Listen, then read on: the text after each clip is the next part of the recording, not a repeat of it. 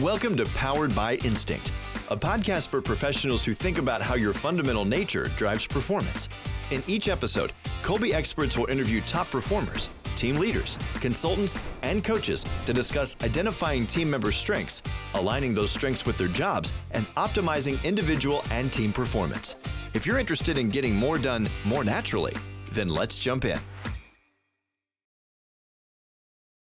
Hello, and welcome to another episode of Powered by Instinct. I'm going to be your host today, Eric Herrera. And today is all about hiring. And because we help so many companies hire throughout, in a given year, we help roughly 2,000 companies hire talent. And we at Kolbe are hiring. We see lots of mistakes. And so we want to help you, the audience, avoid some of those mistakes. Here with me today, we have our president, Amy Bruske. So you've all heard her on the podcast before. She's fantastic. She's going to have some insights for you. I'll have some insights. But as a reminder, Amy, you're a 3583. So welcome and thank you. Thank you. Yeah, I'm a 3583 and you are? I'm a 5392. Yeah, so we have a lot of fun together. Exactly. So for those that aren't as familiar with Kolbe, what can they expect with our two MOs playing off each other? Well, both of us start the problem-solving process by brainstorming and coming up with lots of ideas. So I have a feeling at some point we might interrupt each other because we've got something great to say. That's what two initiating quick starts do. I am just naturally going to give a simplified answer and kind of summarize, and then I'm going to count on you to add some detail to whatever I say. Perfect. And because we are, I'm a 9 in quick start, you're an 8 in quick start. For those of you in the audience, just be prepared. We may start some thoughts, but not actually finish those thoughts. That's totally a quick start thing. It happens. It's okay. But we'll pick up on play off of each other as we go. So, as I mentioned in the opening, right? Lots of companies are doing hiring right now. We're even doing hiring at Kolbe, and it's really hard, and it can be really painful when you don't get it right. So, a phrase that we've been using, a phrase that we've been talking about is, stop hiring smart, likable people. I know to some folks that sounds completely ridiculous, right? But Amy, give us a little bit more context. What do you really mean when we say stop hiring smart, likable people? Yeah, it does sound kind of silly to say don't hire a smart person. We obviously want to hire someone that is capable of doing the job right now or learning the job. But there's been so much focus on skills and education, and it starts way back when we're in school. And everyone focuses so much on what SAT or ACT scores did you get to get into the right college. Well, all the research shows that people who intellectually are capable, some of the smartest people, don't necessarily get the most done. I think everyone in our audience knows someone like that. Really brilliant, very smart in school, not necessarily the best fit either for a specific position or, not the most productive person that you know. So focusing so much on skills can be an issue. Focusing too much on the likability it's a human nature problem that we have. When you meet someone, you fall in love with a candidate, or it's someone you get along with. I mean, maybe some of you have even hired family or friends. They share your values, you really like them, and yet it doesn't work out in the end. So those two things are important, but we've got emphasized that so much that we're missing a piece that's really critical to performance. So I appreciate the lead in. So you're a great co-hoster, Amy. So what's that missing piece? Yeah, so the missing piece is, how do you get something done? How do you execute? I know for me as a leader, I want to know if I give someone a specific task, are they going to get it done in a way that's efficient and natural for them? And what we have found is the more that you have an alignment with how someone naturally solves problems or takes action, that's someone who's going to stick around in a role. So you're going to help yourself with some of those turnover issues. Because as you said, hiring's hard. It's hard. It's expensive. So if you can get a good fit with how someone naturally executes, you've got a better chance of having them stick around. So this missing piece is that third dimension of the mind. So I kind of alluded to it already, but let me give everyone a really simple model. There's 3 things that we look at when it's looking at a whole person and whether or not it's going to be a fit in a role. One is the piece I just talked about, which is the cognitive part of the mind, or your skills, intelligence, knowledge, experience. You're going to look at a resume and you're going to say, yes, this person would be a good fit, or how capable are they? So that's part one. Part two It has everything to do with affect or personality. So the personality part of the mind is going to tell you what will drive someone, what motivates them, what's their personality type. So a lot of you may have taken Myers-Briggs or DISC or predictive index, strengths finder along the way. All of those fit into those personality tests or the feeling part of the mind. That's going to help me understand, is someone aligned with our culture and our values? And that's that likability factor that we talked about. How well would they gel with the team? The third dimension is what we call the cognitive, and that's what we specialize in at Kolbe Corp. This is all about your striving instincts. So we all have a specific need to take action in a way that is very innate to us. And the good news is it's the part of the mind that doesn't change over time. It's a really stable trait. So once you know this about a person, it's really predictive of how they're going to take action. And that part of the mind, what we find, is the most predictive of success on a role because it's about action. Yeah, and honestly, as a leader, I have a real job, right? So as VP of sales, I need to make sure that we're selling more stuff. Yeah. You have a real job too, right? You have to run the day-to-day operations of the business. Sure. Most of you listening have real jobs. We don't interview people all day long. And so because we don't have a lot of, time in the seat or a lot of practice in it, knowing this stuff is almost like a cheat code because you get to peek behind the curtain a little bit and understand, all right, if I put this person in this seat, how would they actually perform in the job? Where most of the time you're sort of guessing, or you lean back on that, oh, well, he's a great guy, so he'd probably be a good fit here, or she's really smart. All right, let's bring her on board. Yeah. Oh my gosh. I love the phrase cheat code. I've never heard that before, but that's exactly right. It gives you this piece of information that's going to be helpful, because what it makes me think of when you say that is people know what to say in an interview. I used to train on behavioral interviewing for years, and we would actually coach people on how to answer interviewer questions. And so if you ask someone, what will they do or how will they handle a situation, they know what you're looking for. There's a right answer. And so by looking at it in an objective assessment like the Kolbe Index, you're going to get the information that you need. It also takes out that bias that you might have when you're listening to someone, or, as I said earlier, you kind of fall in love with a candidate. It's like, oh, I have to hire this person. They're amazing. And then you're going to start disregarding some of the other things about them. So you really do need to have that complete 3 parts of the mind look. And the cheat code is that piece we're adding. Yeah, and as leaders, this happens all the time because you have a behavioral interview question that says something like, all right, Amy, tell me about a time when you were faced with this problem.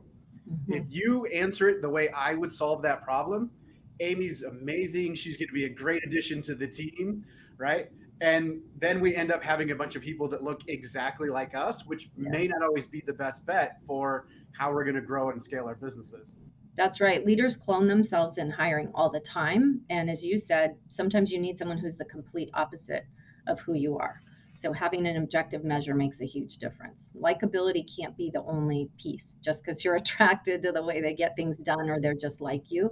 Unfortunately, we are human beings who are attracted to certain kinds of behavior and way people do things, and that might lead you astray as a leader. Yeah. So, we've basically spent the first however many minutes of this podcast talking about some of the challenges with hiring and why it's so hard, but there are some solutions out there that can help. Oddly enough, we at Kolbe came up with one. So it's called the RightFit process. Amy, tell us a little bit more about that. Right. So RightFit kind of takes the guesswork out of this. What we've done is we've created a very simple process that follows EEOC compliance or guidelines, which says if you're going to use an assessment in the hiring process, you need to establish job relatedness. Kind of makes sense. By the way, those of you who are in Canada, you have a very similar structure to this as well. So what we do is we start with creating a profile of a candidate that you're looking for. And that is a really simple step where a leader or leaders or anyone invested in this role will fill out a simple assessment called the Kolbe C, saying, here's the type of actions that we need in this role. So we get really specific. What type of tasks is this person going to do? What do you most and least need? So Different people will fill that out. We gather that information. That's what's necessary. And then we also take into account who the leader is. So, Eric, you're a great example of this. Let's say you need to hire someone who is going to be your assistant and you need someone really, really structured, but you're also someone who's on the opposite end of that. And you're someone who's really adaptable and you do your best work when you can jump around and not be as meticulous and structured. We're going to take your strengths into account and make sure there's some compatibility as well. So we take your Kolbe A index with what you said you needed in the role. So how you execute, put that together, and we get a profile of what you would ideally get in the job. And that profile is just kind of a range of numbers in all of the different ways that people solve problems. Then we get candidates, we rate our candidates against that profile, and we're going to rank them for you. We kind of do it like school. We do an A through F letter grade. So one candidate might be a C minus, another one a B plus, whatever it might be.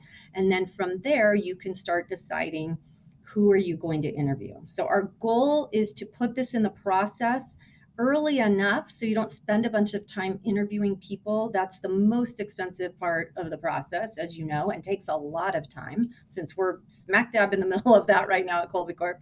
So you want to look at some of these candidates first and then spend more time interviewing them. And anyone within a certain range should be in your pool.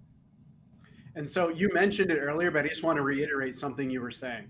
It's great to take a look and say, how does this job need to get done? And a lot of entrepreneurs that listen to this have similar MOs to me and somewhat similar MOs to you.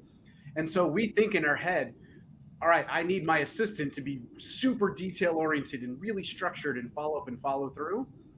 The challenge is if we actually had that person, we would drive each other nuts. And Right. So by combining the how does the job need to get done with how do I do things, it tempers it a little bit and really helps to ensure that fit of, all right, I'm going to work really well with this person, but the work's still going to get done. So yeah, that's a critical component. Sure. Yeah. So another challenge that people are running into, and if you've tried to hire in, let's call it the past 24-ish months, you know what I'm talking about. It is really, really hard to go out and find people. And sometimes it's, a body is better than nobody because there's so much work coming at us that we just need somebody to do something. And so often folks just say, look, I got to put somebody in this seat. What are some of the challenges with that if you don't go through this process that we've been talking about? Yeah, well, we've all done that before, desperation hiring, and that is really easy to do with our current marketplace right now. So one thing we all know is it's really expensive to have turnover. So it's not just the cost of putting them in their place. It's all of that training that you're going to do. And then if it doesn't work out, what does it take? You're starting over again. So all of that was wasted time. So we have to. So on that point, Amy, also, there's the kind of the upfront hard cost. There's also the soft cost. So a couple examples, if you're hiring salespeople, you're probably spending money on leads. Well, Sure. every lead they don't close, that's a cost to your business. If you're hiring customer service people, okay, anybody that doesn't renew your services because they had a poor customer service experience, that's another cost that's built into bringing the wrong person in. Yeah, that's such a good point. I mean, the costs are endless, right? It's the cost to even put your ads in. So there's hard costs, there's your time, then it's that person turning over. It's the opportunity cost of what did they miss and what did they cost you because they didn't perform well. And now we're back at square one and we're starting over. So it is incredibly expensive. We know that, not to mention some of you are using recruiters and things, and that's expensive as well. But I want you to think a little bit too about the fact that getting real clarity in what you need in the role helps you manage that person better too. So the process you go through with RightFit actually helps you do a better job of onboarding that person, leading that person, because you'll know a little bit about what they need. But yeah, we just need to change our mindset a little bit on just putting a warm body in, because it's not great for your team either. So it's kind of endless. So, all right, let's think through the whole hiring process. So it's day one. We identify, hey, we need somebody in this position, whatever it is. Where should I start? So let's take a real example. Let's just say, because I'm doing this right now. Speaking of executive assistant, I'm in the middle right now of hiring a new executive assistant for me. So the first thing I need to think about is, what do I really need in this role? I need to get real clarity in this role. And in this case, I'm actually sharing this assistant with someone else, with David Kolbe, who's the CEO. So both of us need to sit down, fill out what's called a Kolbe C, and say, here's what we need. By the way, you don't do that together. We don't get to vote on it. We have to do it separately. Once I can get clarity, I can actually use the results of the process of taking our Cs and putting together that information with whoever's going to be the direct supervisor. In this case, it's going to be me, my Kolbe A, because I use this person the most. We'll then get what's called a range of success. That range of success is that profile that I talked about of an ideal candidate. It has fabulous information in there that you can use to create a job post. So what you want to do is, you've defined what ideal is in this role. And so for me, I'll give you an example. I need this person to do a lot of calendaring, a lot of keeping me on track with time. I need someone who's very detail oriented, and I need someone who's fairly systematic and can accommodate some of the change that goes on. Once I define that, I need to put that into words, and the actual range of success that I get has some of that. From there, once it's established, then I just start having candidates take a Kolbe A index. So they get to tell me, how would I naturally get things done? What I love about the Kolbe A is there's no obvious right or wrong answers. So they're going to fill it out objectively. They're going to say, here's what I would most and least do. Some assessments I've taken, it's really clear. Like there was one, like an honesty test kind of thing, to see if someone was going to, integrity and that kind of stuff. It was very clear what the right answers were when you took that. So once I have the Kolbe A's from the candidates, then I can screen them against the range. What else would you add to that, Eric? And so I get this question, fairly often with our clients is, all right, could somebody game the system? Is that technically possible? I mean, it's a self-reporting assessment, so yes, it's technically possible. But here are some of the challenges. I would have to A, know what the model for the job looks like. Then B, I would have to know enough about Kolbe to answer the questions in a way so that my results would end up fitting that model. Right. You and I do Kolbe literally every single day. Could we pull it off for some positions? Maybe. Yeah. But we do Kolbe every single day. What are the chances that your candidate has the knowledge that we have? Yeah, it's hard for candidates to do it. And there's also a built-in mechanism to indicate if someone's contradicting themselves too much. So it's easy for someone to guess for a few questions, but when you have to do 72 different responses, oftentimes people start contradicting themselves, and you do get an indicator called transition in that case. So that is helpful as well. I'm just thinking, Eric, I should back all the way up to saying I'm describing just this cognitive piece or the Kolbe piece of hiring, but I should back up to say, you're always going to want to screen this person cognitively or skills wise and affectively or personality as well. So here's the process that we've found most useful. We first screen for skills. You look at the resume, we do a phone screen, we ask some questions, and really see, are they going to be able to do the job? So that's like, are they capable of doing the job? Then we do this Kolbe piece. We screen them. How most naturally do they solve problems? We get a pool of candidates, and then we go ahead and interview them. And that's when we screen for culture fit, values fit, personality type, all of those things that go in that affective part of the mind. So we really found that that's the best way to screen for all three parts of the mind, because Kolbe is one piece of the puzzle. It's fundamental because it's the most predictive of long-term success on a role, but you absolutely want to take this three parts of the mind approach where you're doing all three. All right, so we've gone through all that. We've kind of looked at all three parts of the mind. We found the one, and we said, hey, congratulations, we'd love you to join our team, and we hire him. All right, so now another critical component of this is, how do we keep them, right? Because retention is really important as well. So what are some things we can do for retention? Yeah, so the first thing is understanding what their needs are and taking action, and get very specific to having good conversations around that.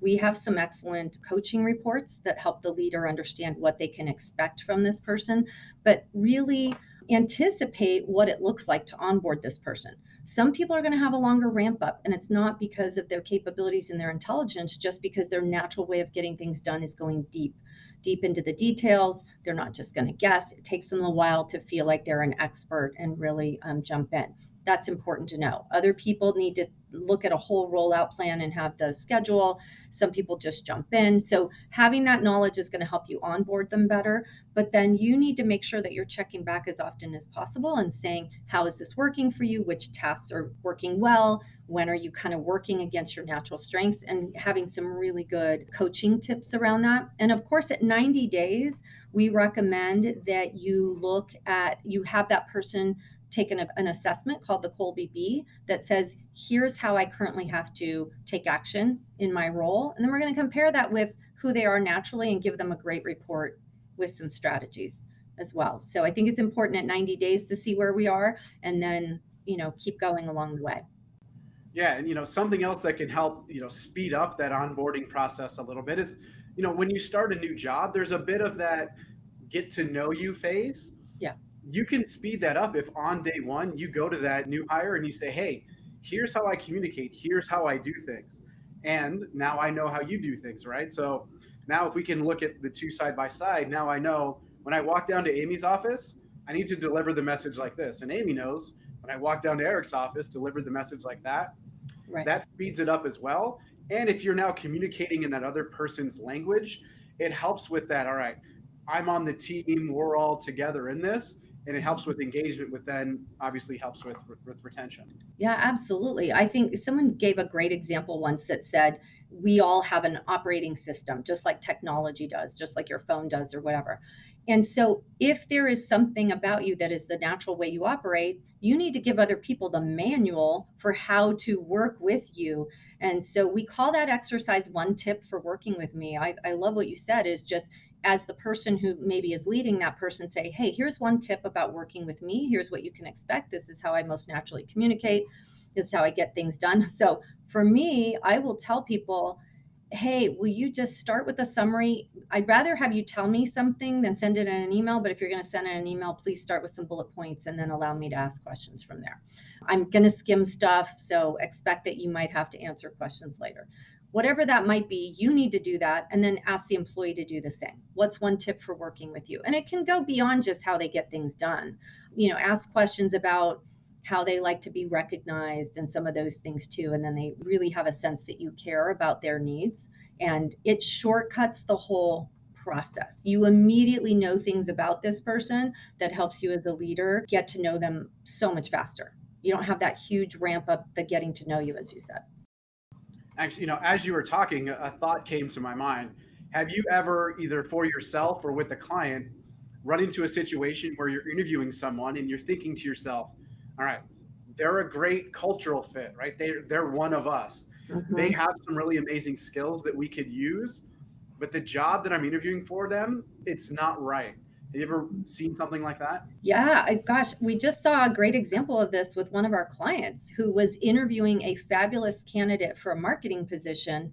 And they saw that this person, they got their Kolbe result and they said, gosh, this person is a great fit for our company. They have an amazing background and skills. We know they're really bright and capable, but it was not a fit for this job because this job needed someone who did research all day and meticulous, marketing research types of things. And this person was just going to burn out if we put them in that role. But they immediately saw that they had a position in sales that would work for this person really well. And they put them in that position instead, and they became a rock star. So I do think that we all need to challenge ourselves a little bit more about thinking beyond traditional roles. I mean, if you really think about it, if you look at what the needs are of the job and then find the right strengths, sometimes it doesn't matter exactly what's on that resume. This person is looking for a fit where they can succeed. And they put them in this position and they knocked it out of the park. That person has done really well in their company. So we all need to challenge ourselves to be a little more creative when we find just that right person. Now, one other thing you can do, so I gave you a pretty, extreme example where we're putting them in a completely different position. But the other thing that I've done is I have hired that person for the role, but I've recreated the role around their strengths. So maybe there's a piece of that role that I give to a different department or a different leader that suits them better. We're never going to be able to fit a square peg in a round hole. Like, I'm not suggesting we're forcing it, but there are some adjustments. If they're not quite a right fit, but it's only one or two pieces of the puzzle, you just need to adjust the job to match the person. because that person's not going to change. This is who they are. Yeah, and to that point, we were talking about retention a little bit earlier. You can also use this, as part of your recruiting strategy. You say, hey, Amy, you're an excellent fit for this position here, and we'd love you to stay and grow with the company. If you have these models built for every position, now you can say, all right, Amy, you're coming in here, and assuming you do a great job in 18 months, 24 months, here are a couple of different options. You could go do this in marketing, you could go do this in operations, or this in accounting. And now people can start to see, all right, I may be able to stay with this company for 5, 10, 15, 20 years versus, the average I think is 18 months, something like that right now. Yeah, no, it takes all of us thinking about it a little bit differently. And I love that. What you're looking at is some growth in the company and succession, and they see that there's a path. And it also just requires making sure that we can focus on end results. The one thing I want to just say to all the leaders out there is, if you can focus on the end result you need to get out of a role, and then give people the freedom to get there in whatever way is most natural for them, there's a lot of flexibility in most of our companies. I always joke that if you're running a nuclear power plant, maybe not. Maybe there's not a lot of flexibility in some of those positions. It has to be done a certain way. But for most of us, we really can do some minor tweaks and adapt the role to better suit the person. And by the way, this is all about hiring. But if you have someone right now in your organization who has a lot of potential but isn't really meeting that potential, start thinking about the job fit and what you can do to really discover that person's natural strengths and see what you can do to tap into those. Because sometimes it's just minor changes make a massive difference in how much someone loves a job. And frankly, it's our job to make sure we put people in a role where they're going to thrive and where they love being there. That's when they're going to stick around. Yeah, and we're recording this. It's April of 2022, and we're smack dab in the middle of the Great Resignation, and lots of folks are talking about work-life balance and loving the work that you do and that kind of thing. So tell us a little bit about how the employee experience when they fit the position and it just works for them. Yeah, what people say, I like sports analogies. What people say to us is it's like being in the zone. So think about some things that you do, 1 or 2 tasks in your role right now that you love to do, that you would just do more of all day long. Or maybe a day where you were really busy and you might even be physically tired, but at the end of the day, you were energized and you were jazzed. That's what it feels like. It feels like flow state or being in the zone or something like that, where you could just do so much more of it. Those employees are more engaged. We know that from our research. So, there's a lot of employees still sitting in their seats and they're not engaged. So these are people who take initiative more naturally. They're more engaged. They love their job. They stick around. And I know we all know what it feels like to work against our grain and how exhausting that is.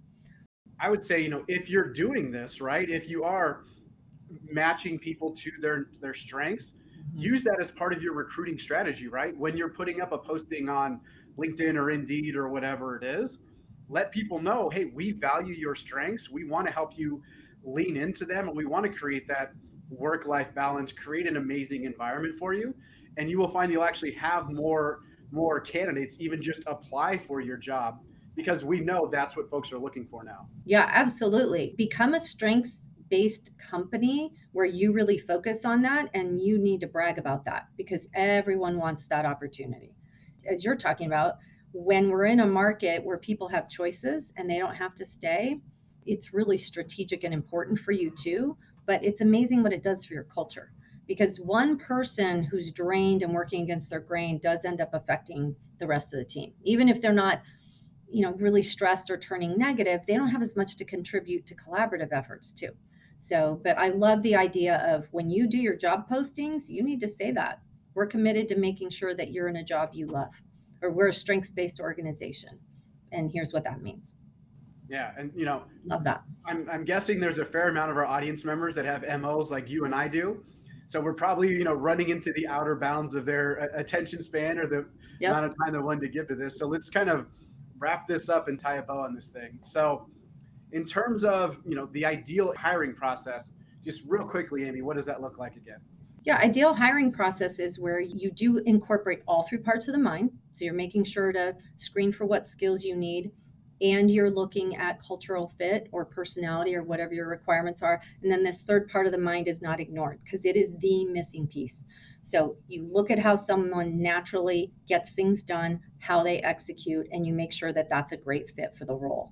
And as we've mentioned, we have a very simple process for doing that includes at least one leader doing a simple assessment saying, here's what I need in the job, combining that with that leader's way of taking action, and then rating the candidates against that. So we're going to give you a really clear picture of who you should spend time interviewing.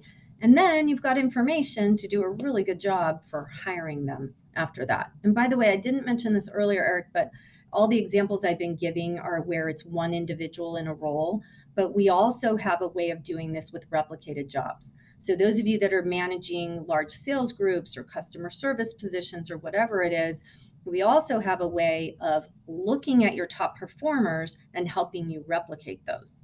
So just know that that can be a part of the process too. We can actually look at the way that your top people, and maybe even you look at the people that are struggling, and we can help you look at that data, see where the trends are, and then replicate that too. Yeah, and one of the cool parts about this process is it works for, frontline entry level kind of people. I've used it in a search for a CEO of $1 billion plus company and everything in between. So it doesn't matter what kind of role you're looking for, we can definitely help with that. Yeah, absolutely. So, all right, we've talked about all the positives and what does it look like. There's still going to be some skeptics out there. So, Amy, what happens if you don't do this, or what are some of the risks? You've all done it. I've done it, right? The risks are you get someone that is not suited for the job. They're not going to do well. You have wasted time and money. And the worst part is if it's someone you really care about, you've put them in a position to fail. That stinks. So if it's someone that you really think is a great person and has good potential, it's not good for the company. It's not good for the individual. So ultimately, it's not good for everyone all around. So save yourself the headache, because we know what keeps leaders up at night are the people part of the process. I mean, it's exhausting trying to figure it out. And a lot of people will say, managing people, it's so complicated. I don't know, what do I need to know to really make it easier? This is what you need to know. The most predictive thing that will give you whether or not someone will do the job in a way that you need to do it and have long-term success is all about this fit and how they take action. Perfect. I think, that's a great note to kind of wrap this up on, Amy. So I think I want to thank you for joining us. It was a pleasure. If you guys want to connect with Amy, check her out on LinkedIn. Amy Bruske, it's Bruske. She's our president here at Kolbe Corp. If you want to connect with me, I'm on LinkedIn as well. Eric Herrera, 5392. If you want to know more about Kolbe, go to Kolbe.com. If you want to know more about hiring and this hiring tool, RightFit, that we've been talking about, go to Kolbe.com/hiring. And obviously, my team would love to help you out, answer your questions, all of that. But again, thanks everybody for joining us. And thanks, Amy. It was a pleasure. Thank you, Eric. Thanks for checking out this episode of Powered by Instinct. This show is brought to you by Kolbe Corp, a company that helps leaders and organizations thrive using the only instinctive strengths assessment on the market. If you enjoyed this episode, then follow Powered by Instinct wherever you get your favorite podcasts, or join us online at Kolbe.com/podcast for all the latest episodes.